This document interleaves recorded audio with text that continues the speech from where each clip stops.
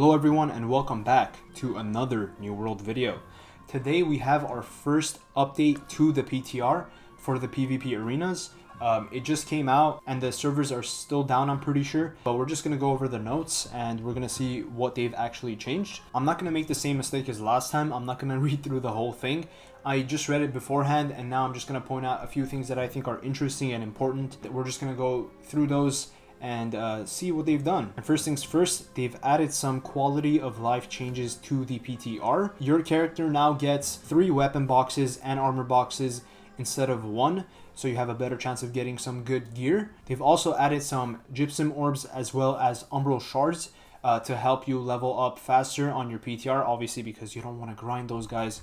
So that's definitely a good thing. I'm glad that they finally added that. So we're gonna skip a few of these expedition notes because they're just fixes, but they did mention fixing things like the loot that Thorpe drops in the mutated expeditions. But moving on to the PvP arenas, and then we move on to the PvP arena section, where the first thing they mention is that the introductory quest NPC for the 3v3s, this Maximus guy, he can now be found in the Everfall settlement. I don't know if this was a bug or not, but I spent 30 minutes looking for it last time and I couldn't find it. It's great that they finally added that into the settlement. And moving on from the few fixes, they have mentioned that they've adjusted the arena pillar placements in the arenas based on feedback, and they will do a better job in blocking the initial line of sight for players. The servers aren't live right now, but I'm gonna trust that they've improved the pillar placements in the arenas. And then they talk about the PvP track as well as the XP. PvP arenas, even when you lose, you get a minimum of 250 PvP XP. And then they also do mention that you're going to get 400 XP for a win, 0 XP for a loss, 100 XP for a loss and a win. So you lose the game, but you win a round, and then 200 XP if you win 2 rounds. And I'm assuming this is World XP because it would specify if it was PvP XP. So this is World XP, and then this is PvP XP. And then a big one that was probably because of the feedback, they've also added PvP arena consumables. So these are consumables that you're going to get once you drop into the arena, but you're not going to take it with you once you leave. Each player seems to get the exact same consumables, and these consumables include the health potions, the regen potions, mana potions, and attribute foods. And they don't really specify whether you can use your own consumables as well, but because they don't, I'm assuming that you are able to actually use them. Using consumables in PvP is just, it gets really expensive at some point, so at least you have that option now. Moving on to the war section, they have actually done something interesting, which is reworked the faction control points. They have actually added bonuses to each region. Brightwood gets the bonus of camping no longer costing resources. Cutlass gets increased global gathering luck by 10%. Ebonscale decreases the cost of items in the faction store by 5%.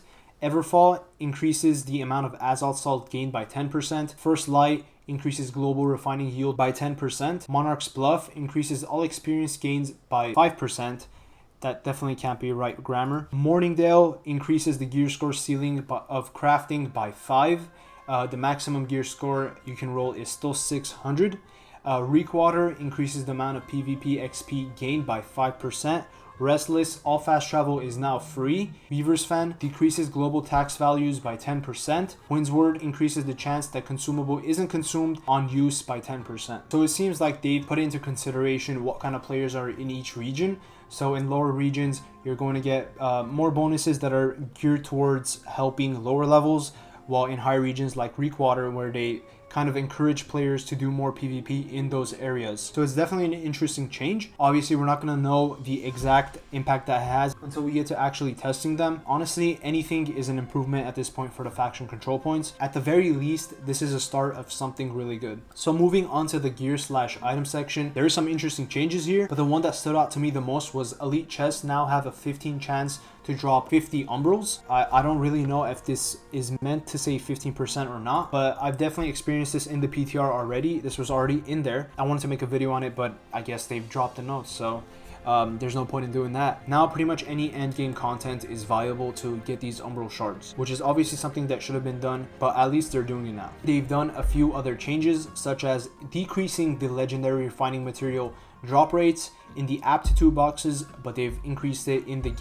while you're gathering. And then they've reduced the drop rates of a few other legendary refining materials such as skinning. On paper, this does sound like a good change. With pretty much everything else here, we're gonna have to see how it plays out. And then moving on to the PvP reward track, and they've done quite a few improvements here that I want to talk about. So the first thing is they have reduced the XP needed to level up to the next track. So it used to be that the XP needed to level up in these tiers was 2,000, 6,000, and 12,000, and now they have reduced that to 2,000, 5,000, and 10,000, which is really nice because it makes things a lot easier. This, with the combination of the buff on the amount of PvP XP that you actually get from arenas, is going to be a very nice change. Probably going to make things a lot easier for a lot of players. And then they do mention that they have also added PvP perks to go along with the PvP tracks, things like 10% penetration for backstabbing, as well as 7% penetrate for headshots and things like that. So if you guys do want to read this, it's right here,